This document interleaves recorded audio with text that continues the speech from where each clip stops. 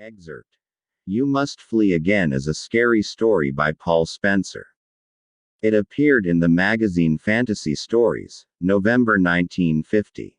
Sometimes I think the fates must have a rather ironical sense of humor. Take the case of the stranger who broke into my home last fall. It was my housekeeper's night off, poor woman. Rain had started at dusk, and she had gone out into the downpour with a noticeable lack of enthusiasm. For some time after her departure, I sat alone by the fire, feeling very snug as I listened to the swish and spatter of the raindrops, driven splashing against the windows by a gale of almost malignant fury. Anyone abroad in that deluge must have been thoroughly miserable. But not necessarily terrified.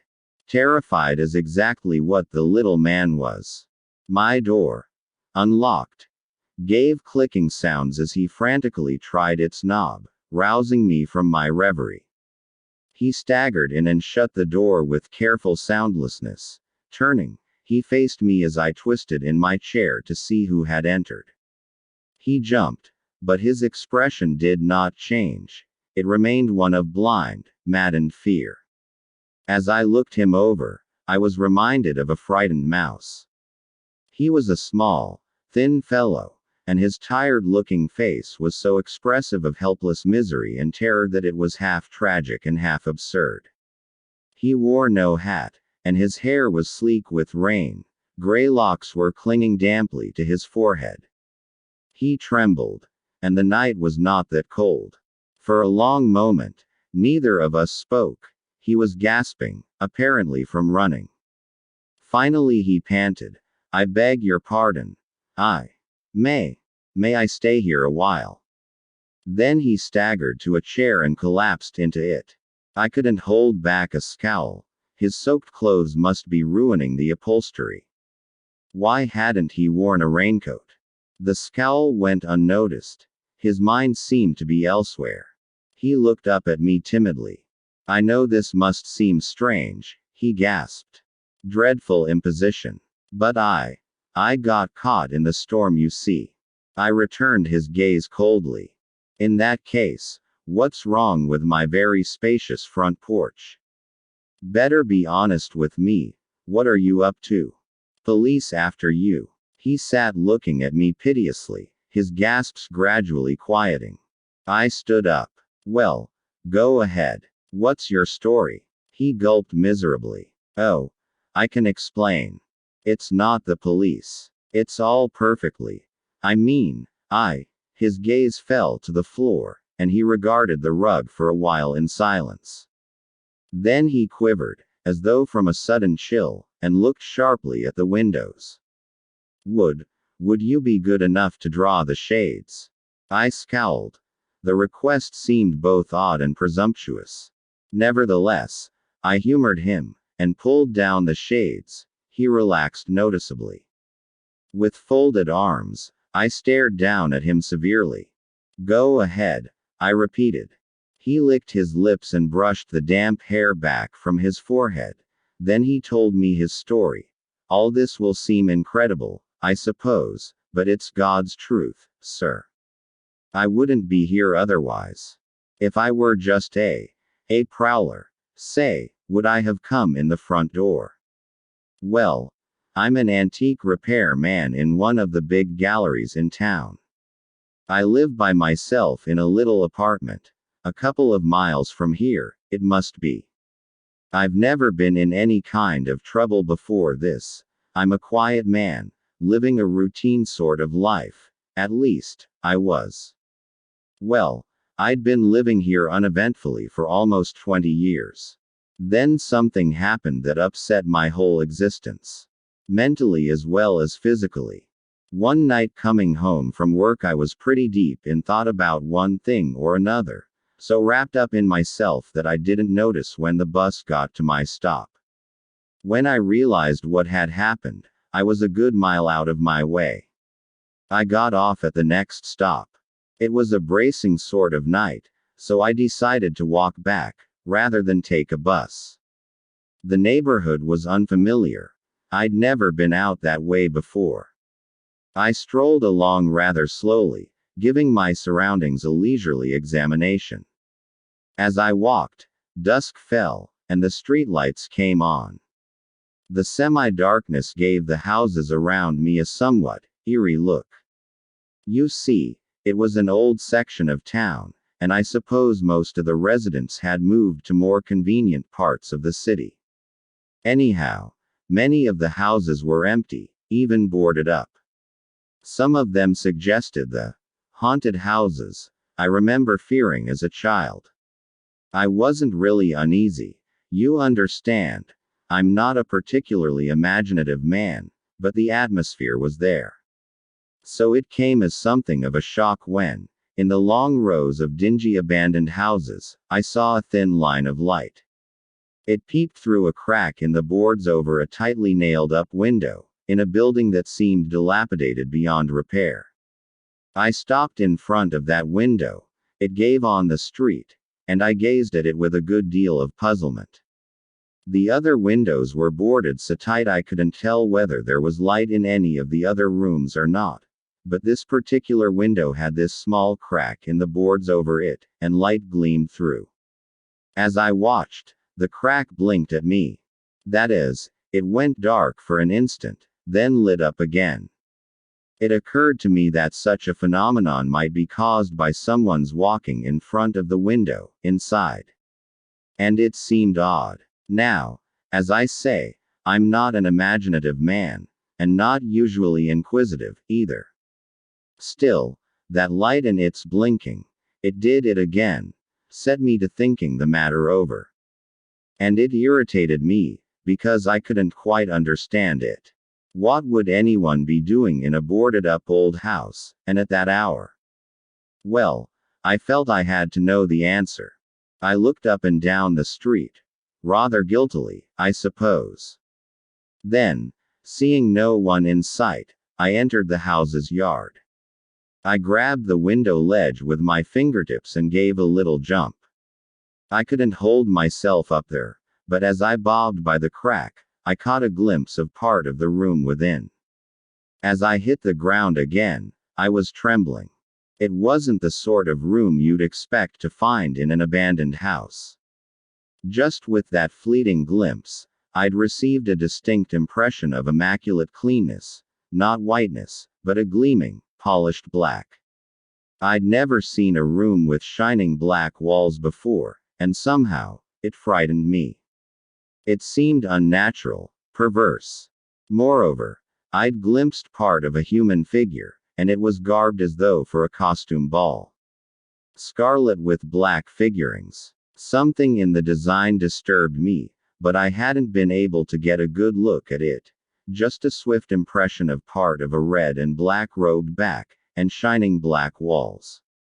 I stood there in the deepening twilight, shivering, and thinking the matter over. No explanation came to me, but I told myself there could be no justification for the sudden fright that glimpse had given me. There must be some ordinary, common sense explanation. But in any case, I felt I had to know. At this point the little man looked around him rather furtively, and gazed with particular intentness at the shaded windows. Then his glance fell to the floor again, and he resumed his narration. I stood leaning against the arm of my chair, and noncommittally regarded my fingernails. Well, he went on, there was a battered old orange crate lying on the lawn. It was a pretty shabby neighborhood, you see, and I stood it on end under the window and climbed up for a good long look. It was hard to see much through the crack, and I had to fill in with my imagination the half forms and half gestures I saw. To this day I can't be sure just what it was I observed. There seemed to be only one person in the room, a man of rather unusual height, clothed, as I said, in a crimson robe, with enigmatic designs in black. When I looked this second time, the man was kneeling near the center of the room, and making very curious gestures which I could see only in part. A foot or so beyond the man, something I couldn't see was giving off a weirdly multicolored smoke which writhed and eddied like a concourse of rainbow-hued snakes. The man seemed to be mumbling to himself, a faint drone which suggested no words in any language I'd ever heard. The scene was so utterly bizarre, so unaccountable in terms of human life as I knew it, that I was fascinated, and stayed perched on the box, staring for dear life, and hoping I'd see something which would explain it all. I suppose I would have looked very suspicious to any passerby, but none came, or at least none disturbed me. How long I remained there staring I have no idea. It must have been hours. Very little seemed to happen, at least very little that was even remotely intelligible. The gestures and faint mumbling went on a long while, then ceased, and the colored smoke eddied and whirled for an instant, as though a draft had entered the room. At about this point I became aware that the red-robed man was not alone in the room as I had thought. There was another man, similarly robed but with black the predominating color, and red that of the designs. There was something strange, almost inhuman, in the posture and movements of this new figure. The actions of the two from then on were beyond all relevance to anything I know. They spoke from time to time, but always softly, and the syllables never resolved into any intelligible words. Moreover, the more I watched the less sure I was of the number, and sex, of the people in the room. The fragmentary glimpses I had were most confusing and disconcerting. Finally I noticed that the mumblings of the strange persons were now accompanied by a semi-musical droning which rose and fell as though with the accents of speech, and the single person I now saw stood in profile, silent, in an attitude of respectful listening. A shadow fell upon him. My scalp prickled with a sense of approaching menace. I shifted my weight uneasily on my aching legs. The box creaked, sharply. The man in the room turned his head and stared straight into my eyes. Here, again, the stranger paused.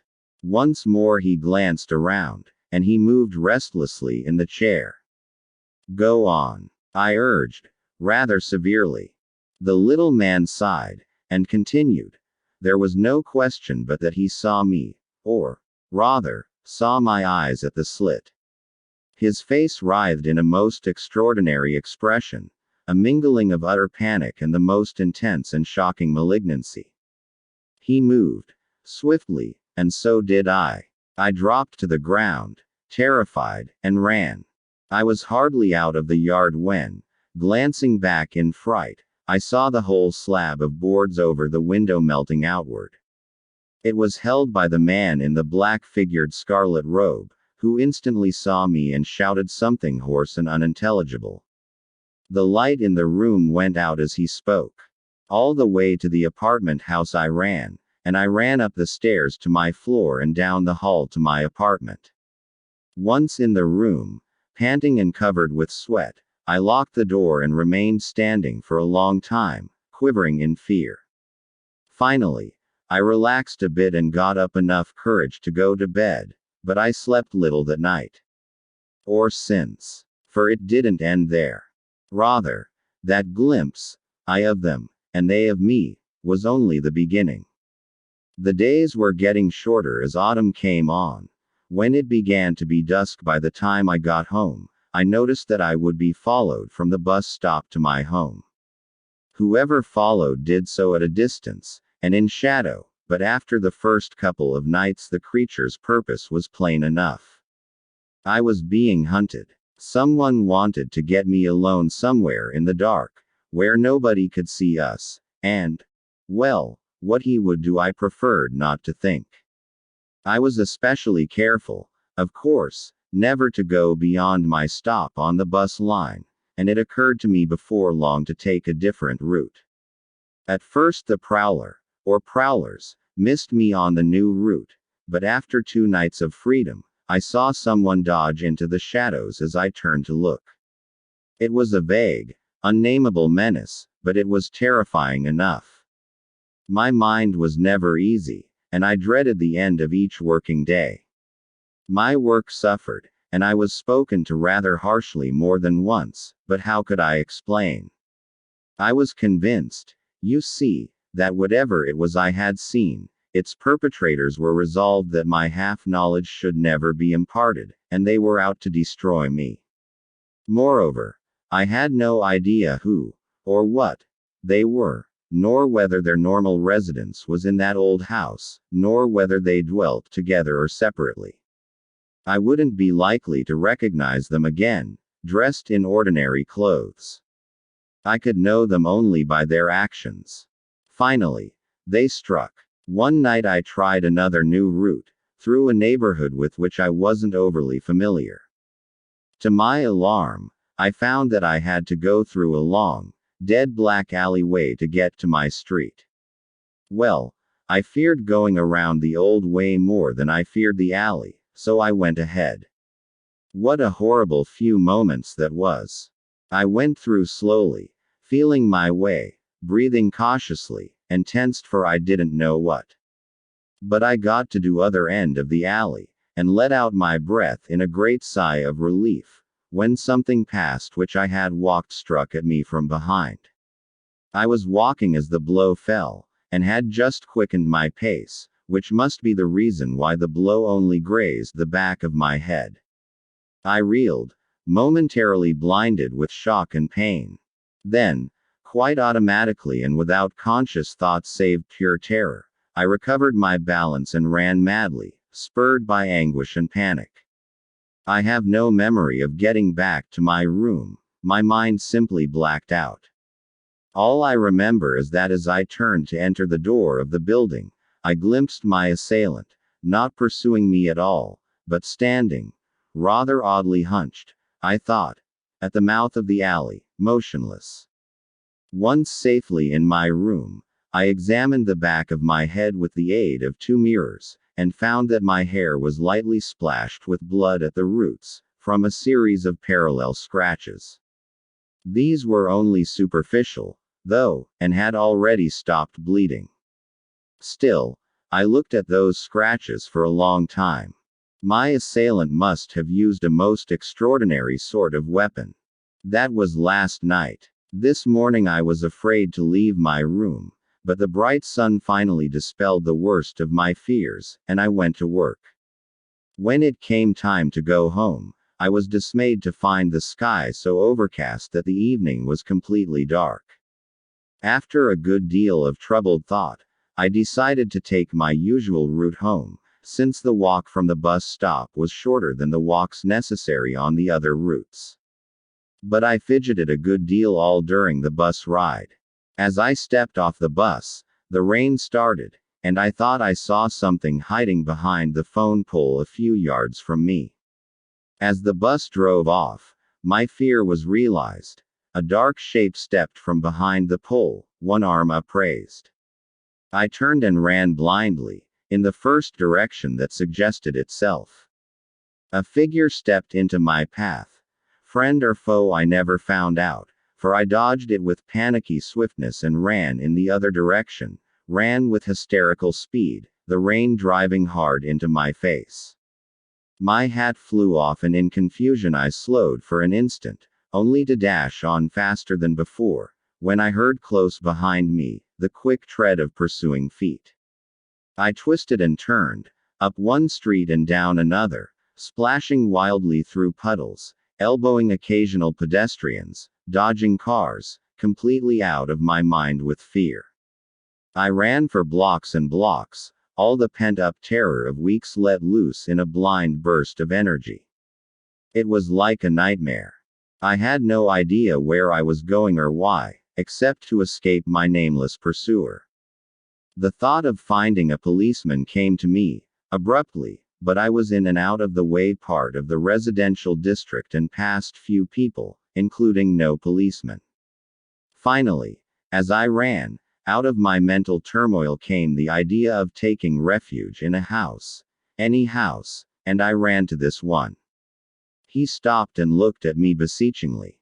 He, or they, may be lurking outside. I don't dare to leave. You must keep me here, at least until morning. Don't you see my position? Surely you'll help me. He looked very pathetic as he pleaded. But, I'm sorry, I said evenly, but I'm afraid you've come to the wrong person. It's hardly strange, of course. There are quite a few of us. I flexed my hands, unsheathing my claws. He had time for just one short scream.